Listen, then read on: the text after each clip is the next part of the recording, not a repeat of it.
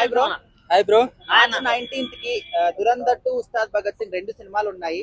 So ఏ సినిమాకి మీకు ఎక్కువగా హైప్ కనిపిస్తుంది? నేను దురంధర్ అయితే సినిమా చూడలేదు, ఇంకా 2 కూడా చూస్తానో లేదో తెలియదు, కానీ నేనైతే ఉస్తాద్ భగత్ సింగ్ వెళ్తాను. ఎందుకని అదే సినిమాని?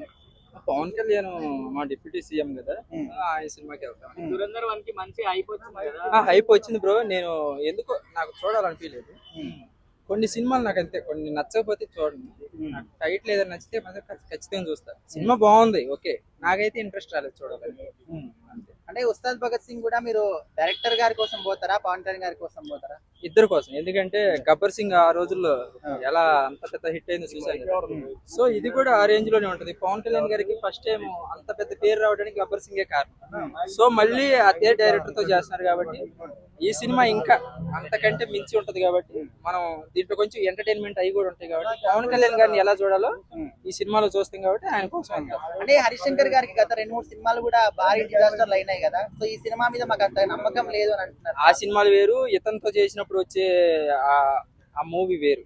పవన్ కళ్యాణ్ గారితో చేస్తే ఏ సినిమా అయినా సరే మాక్సిమం కథ లేకపోయినా ఆ పవన్ కళ్యాణ్ గారే నడిపిస్తారు, ఆయన స్టైల్ తో, ఆయన మూమెంట్ తో.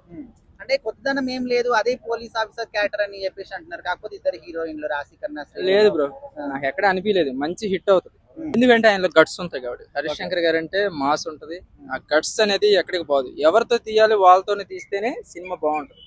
ఎవరితో పడితే వాళ్ళతో తీస్తే మాత్రం సినిమాలు పడిపోతాయి. అంటే ఇంతకు ముందు వచ్చిన హరిశంకర్ అండ్ మన పవన్ కళ్యాణ్ గారి కాంబోలో ఏవైతే మూవీస్ వచ్చాయో దానికి ఈ మూవీకి ఏమైనా డిఫరెన్సెస్ ఎక్స్పెక్ట్ చేస్తున్నారా మీరు? డిఫరెంట్ ఉంటది, కథ వేరేగా ఉంటది. కానీ ఆ సినిమాలో కూడా కథ అంతగా ఏం లేదు. కాకపోతే పవన్ కళ్యాణ్ గారు స్టైల్ తో, ఆ గట్స్ తో నడిపించారు కాబట్టి ఈ సినిమా కూడా ఈయన కామెడీ టైమింగ్ తో, ఈయన మాస్ ఎలివేషన్ తో ఏదో మ్యాజిక్ చేస్తారు ఫైనల్ గా క్లైమాక్స్.